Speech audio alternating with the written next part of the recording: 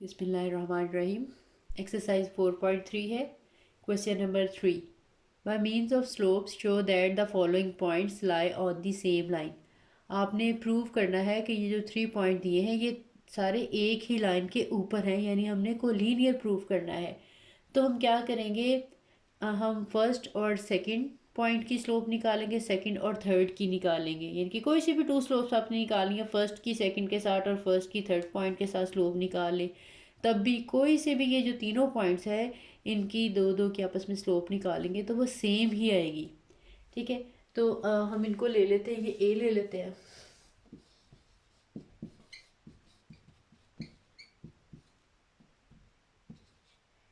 B इसको ले लेते हैं 1 और 5, और सी ले लेते हैं 2 एंड 9। आपकी अपनी मर्जी है ए बी और ए सी निकाल लें या ए बी और बी सी निकाल लें, कोई सी भी आपने निकालनी है। मैं इसकी जो है ए बी की स्लोप निकाल देती हूँ।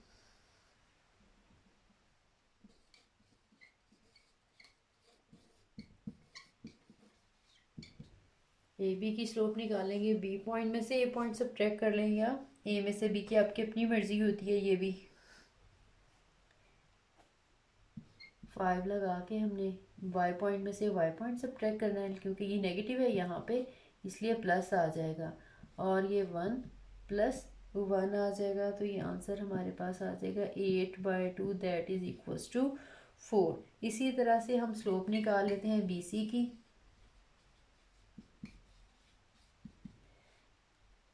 सी में से ये सब्ट्रैक्ट करते हैं 9 -5 2 -1। 9 - 1 करेंगे तो ये आ जाएगा 4 और ये आ जाएगा 1, ये भी अगेन 4 आ गई। देखें ए बी और बी सी की स्लोप सेम आ गई, इसलिए हम कहेंगे कि ये जो पॉइंट है ए बी सी ये एक ही लाइन के ऊपर है। जैसे देखें यहाँ पे ए है, ये बी है और ये सी है। देखें ये इनकी स्लोप जो है अगर सेम आएगी इस लाइन के ऊपर, जितने भी पॉइंट्स हों ए बी सी डी, आप कोई से भी 2 पॉइंट्स की स्लोप ले लेंगे तो वो स्लोप हमेशा सेम ही आएगी। ठीक है, तो हमने लिख देना है इसको हम m1 कह लें और इसको हम m2 कह लें। हम कहेंगे since m1 is equals to m2, so A B C lie on same line. इसी तरह से इसके जो रिमेनिंग पार्ट्स हैं वो भी आपने इसी वे में करने हैं, जस्ट आपने स्लोप्स जो है वो फाइंड आउट करनी है। बिस्मिल्लाहिर्रहमानिर्रहीम। नेक्स्ट क्वेश्चन है, find K so that the line joining AB and the line joining CD are parallel और perpendicular।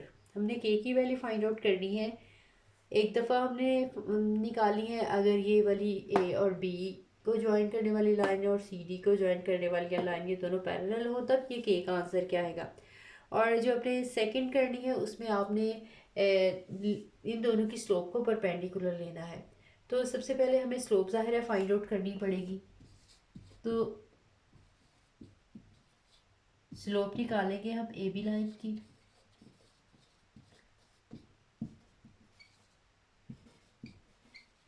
इसको मैं m1 कह लेती हूँ। ए बी लाइन की जब हम स्लोप निकालेंगे आ जाएगा -6 -3 एंड K-7, ये आंसर आ जाएगा -9/K-7। ठीक है, इसके बाद हम स्लोप निकाल लेंगे सी डी की, उसको मैं m2 कह लेती हूँ। वो आ जाएगी 4 -5 over -6 + 4, this is equals to -1/-2 that is equals to 1/2। अब हम कहेंगे इसका पहला पार्ट करेंगे, since lines are parallel so m1 should be equals to m2। अगर लाइंस पैरेलल हो तो उनकी स्लोप्स भी इक्वल होती हैं, तो इसका मतलब है कि ये वाली स्लोप इसके इक्वल है। हम लिखेंगे -9/K-7 इज इक्वल्स टू 1/2। ठीक है, आपने इनकी क्रॉस मल्टीप्लिकेशन कर लेनी है, ये आ जाएगा -9 × 2 इज इक्वल्स टू K-7 -18 आ जाएगा और k-7 यहाँ से हम इधर कर देती हूँ। -18 + 7 = k। 18 में से जब हम 7 सब्ट्रैक्ट करेंगे तो हमारा आंसर आ जाएगा -11।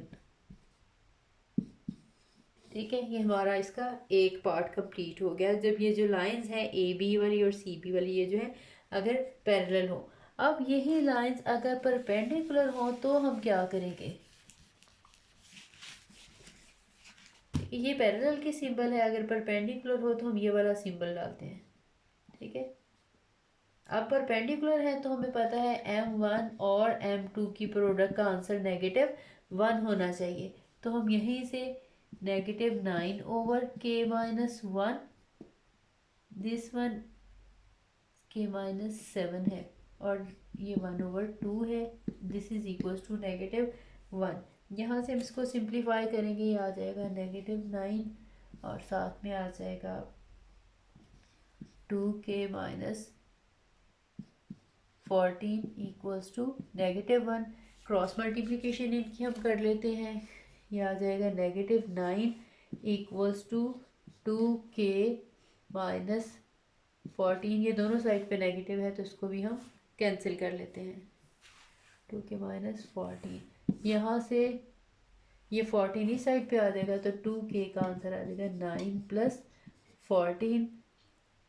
2k = 9 + 14 करेंगे तो ये आंसर जो है वो 23 आ जाएगा और यहाँ से k का आंसर आ जाएगा 23/2।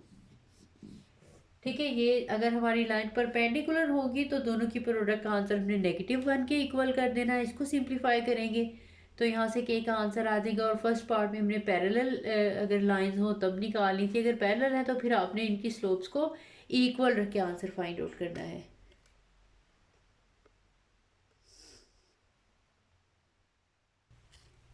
क्वेश्चन नंबर 5 है, using slopes show that the triangle with its vertices A B and C is a right triangle. अब आपने प्रूव करना है कि ये ए बी सी जो है ये राइट ट्राइंगल के वर्टिसेस बनते हैं। तो इसको हम वैसे तो लेंथ निकाल के इनकी साइड्स की बाय पाइथागोरियन थ्योरम भी हम कर सकते हैं, लेकिन क्योंकि इसमें मेंशन है कि आपने स्लोप्स के ज़रिए प्रूव करना है इसलिए हम स्लोप्स वाला मेथड ही यूज़ करेंगे। अदरवाइज़ अगर हमें वैसे ही कहें कि आपने प्रूव करना है कि ये राइट ट्राइंगल है तो फिर इसको डिफरेंट मेथड से प्रूव किया जा सकता है। इसका सोल्यूशन है तो इसमें हम सबकी साइड्स की स्लोप पहले फाइंड आउट करेंगे।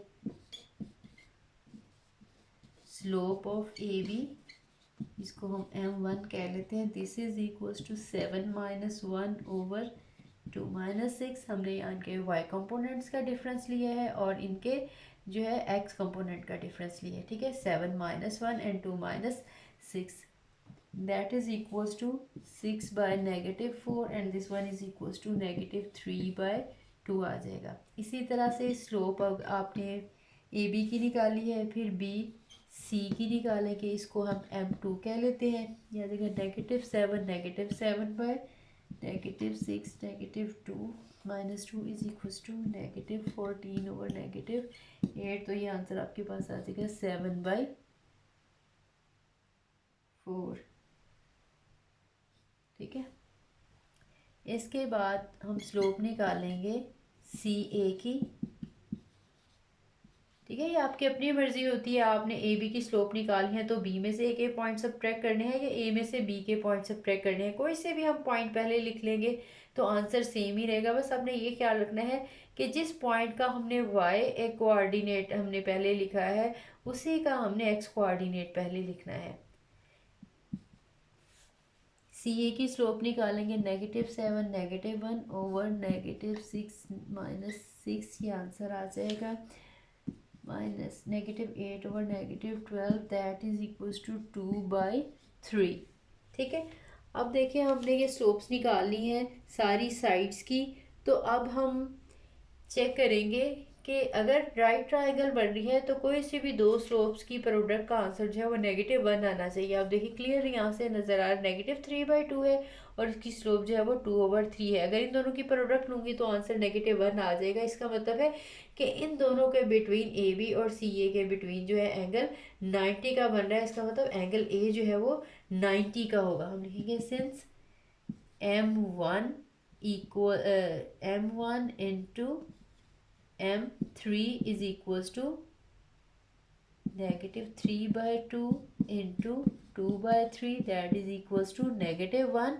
सो ये लाइन जो है ए बी वाली लाइन और सी ए वाली line, this implies that A B is perpendicular to C A. अब दोनों में से देखें ए जो है वो कौन सा, ये पॉइंट ए कॉमन है। इसका मतलब है एंगल ए जो है वो राइट एंगल होगा। This implies that measurement of angle A equals to 90 degree.